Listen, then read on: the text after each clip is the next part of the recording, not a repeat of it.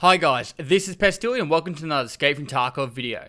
Today I'm going to cover all the new trades that have been added to the game, give my little bit of 2 cents about it, and then show you a link to a spreadsheet that we're constantly updating with all the new changes.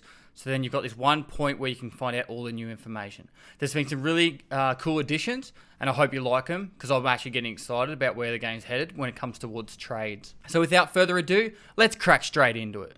So starting with Mechanic. Now with Mechanic, there was a heap of Glock trades that all just went for 1 or 2 Bitcoins, and they were kind of wasteful. Like no one would ever do them. I don't think there was much purpose behind it, but I think now they've started to head towards the direction where it's be a little bit cooler. So with Mechanic 1, you can now trade 4 cowboy hats for a Glock 17. I don't really think it's that good a trade, however you can get the 50 round mags from this, so that's kind of cool in itself. They've made it so you can use the MPX with a Bravo sight. It's kind of like a really pimped out MPX. You can trade some DVD drives and some lights. It's not too expensive, and it's kind of like a cool little trade. If you're at level 1 Mechanic, look, it's not going to be the kind of gun you're going to make glorious raids out of, but it's actually probably a pretty good trade for finance. I'm not going to go into doing all the trades again because they're changing so much financially, where it's like the numbers change on how many you need of each thing. I did previously update, and I was purchasing them all, finding how much they all sold for a best possible price. But if I try and do it now, I'll be spending like all my days just doing this because there's so many happening all the time.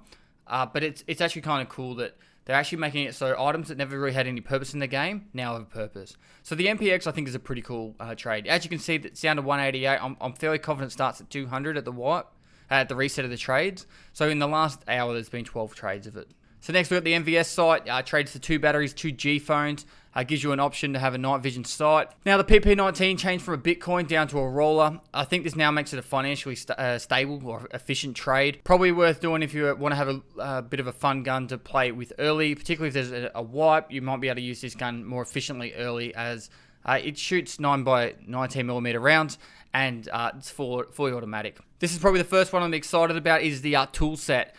Previously, you used to be able to purchase tool sets from Propor Level 4 and Therapist 4. They took that out of the game. Then you got to a mechanic task that required you to have tool sets. Then everyone was like, how do I get some tool sets? And they were trying to farm them and trade them. Now you have the option. You actually go and find 4 pieces of tools, and that makes a tool set. I think this is really cool, headed in the right direction towards where I think the game is going. Next for Mechanic 2, for 20 tapes, you can purchase yourself an M1A EBA. I think this is a really cool trade because no one's going to really have it early on in the game. It gives people options that, hey, you're not level 40 yet, or a higher level where you can purchase an EBA, but hey, if you're scavenging around, doing your hatchet runs, or doing whatever kind of runs you enjoy, and you're slowly picking up those tapes, you can actually trade them for something cool.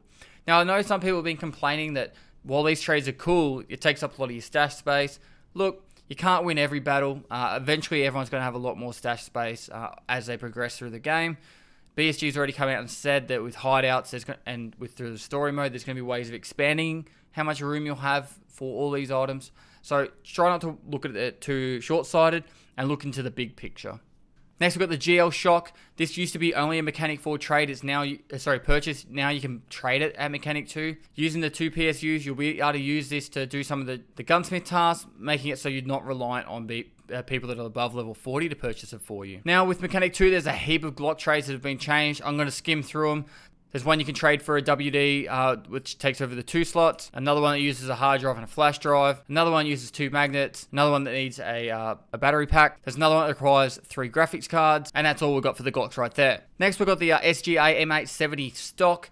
This is good because now it's requiring less from being level 40 because you'll need this for the gunsmith tasks. These items are quite common. You'll find them in toolkits and duffel bags quite commonly. And this is kind of cool because it means you can progress through the task a lot faster. The Night Force 34mm scope, which you'll get the scope from the Signal Part 4 on the Mechanic storyline. You won't be able to get the mount yet. So the 2 propane tank trade, I think is a really good addition. Moving to Mechanic 3, they buffed the trade. It used to be 1 Bitcoin for a fort, then it was 2 Bitcoins, now it's 3 Bitcoins for a fort.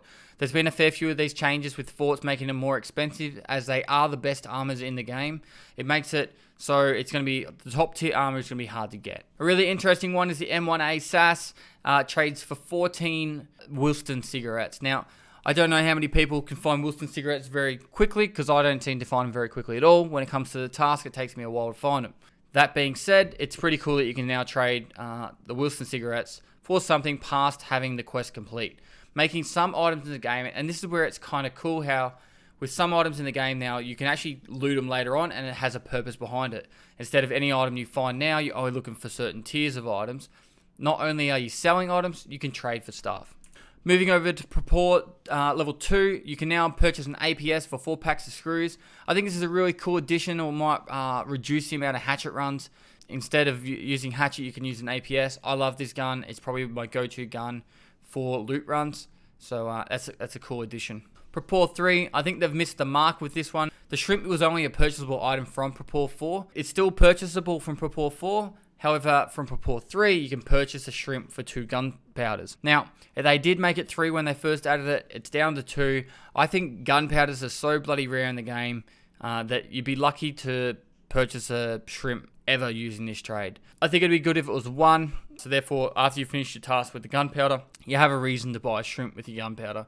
They're pretty rare in the game that you're not going to be picking them up all the time, and it gives you an option. Next, we've got the 30 round ASVAL mag. This was 5 yellow pliers, has been moved down to 3. I think this is good. It's kind of one of those magazines where it's really good to have when you've got an ASVAL, and you do actually need this for one of your tasks for the gunsmith. I still probably won't be running a loadout with multiple 30 round mags, but it does make it more efficient to use at least one 30 round mag per ASVAL or a VSS that I use in the future. Ragman 1 now has the 6B helmet for just 2 bleachers. I think this is a pretty cool trade. As well as that, the Packer is now a trade for 5 face masks. This is a cool addition because previously at level, like as you start from the wipe, you had no way of purchasing armor or helmets. And so this is giving us an option early game to find either a helmet, armor, or at least be able to trade for it from one sort of way in the game. Next, we've got Ragman 2. They've added the face shield for the Elton. This is pretty cool because if you actually killed someone with an Elton and the face shield was destroyed, you actually now have an option to replace that face shield and be able to use it yourself. Now for Ragman 2, we also have the Karasa. It's got a tradable item for a coffee, 2 Cokes, and an energy drink. This is the first use of coffee within the game, so this is a reason why to hang on to them, I guess. I don't really use Karasa armors at all, but if you definitely use them, there's a reason why there's coffee in the game at least now. Probably one of the biggest armor additions to the trades that I've noticed is the tac tech for the gas mask and the red mask.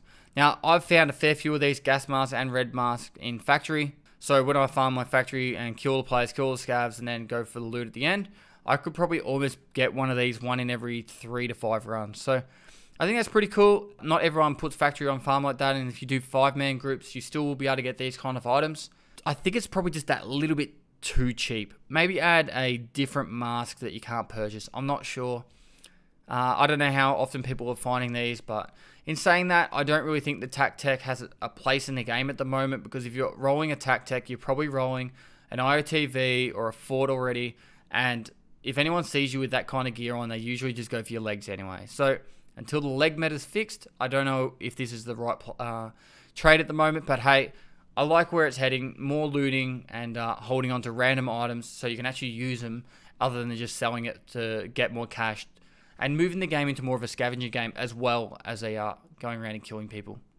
Now moving on to the Fort Armor. The 6B 4-3 Fort Armor used to be 4 gold chains back in like 0.5. It went up to 6, went up to 7, went up to 8, and now it's moved to 10 gold chains.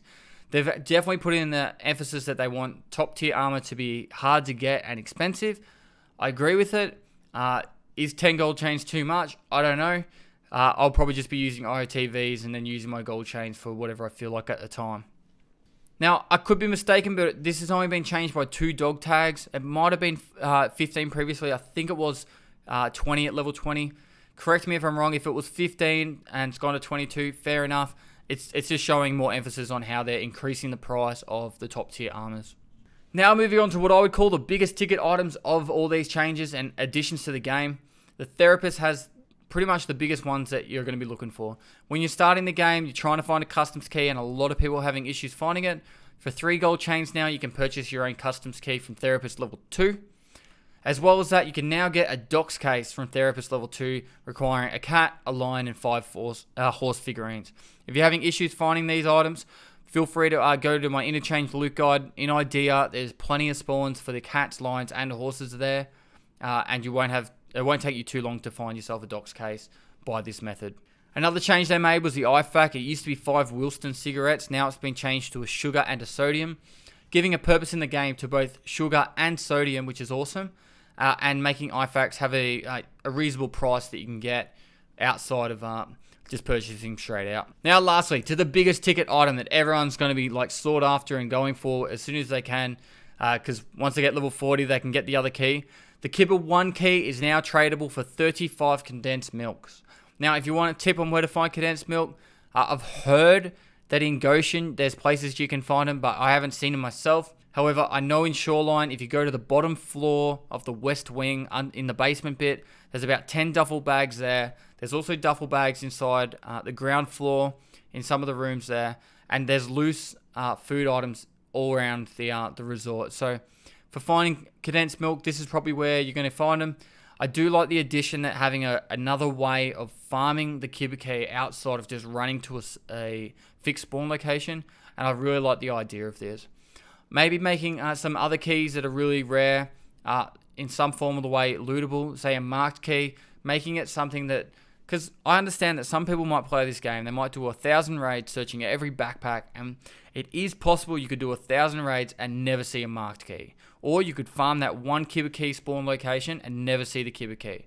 I like the idea that there's an alternative method that if you don't have to specifically farm it, but you have the option of finding those items by just say, every time I see a condensed milk, I'll hold on to that one. Eventually, I'll get a Kibble key. I like this idea. Last wipe, never found a Kibble key. I was lucky enough last week to find one in a scav backpack, but I was never going to go farm either of the Kibble key locations that have been found because it's just not the style I play. I like to just go into raids, find people, kill them, and just scavenge around a little bit, not sprint to one spawn, 50 raids in a row and hope to find an item. So I think this is definitely a good direction the game's headed in. So guys, I've tried to talk as quickly as possible and make this as a brief spiel on all the items that have been added to the game or changes to all the trades. There is a spreadsheet we're updating as all these changes happen. There'll be a link in the description below. Put it to your favorites. I'll make it more accessible and a lot better layout later on. But we are trying to make it as exact and precise as possible as soon as all these changes happen. So, guys, thank you very much for watching this video. If you liked it, give it a thumbs up. Subscribe for future content. I stream on Twitch 6 days a week, Sunday to Friday. And feel free to go down to the description below, click on my Twitch profile, and give me a follow over there. If you have any questions, I'm more than happy to try and help you out there. And lastly, I'll see you next time.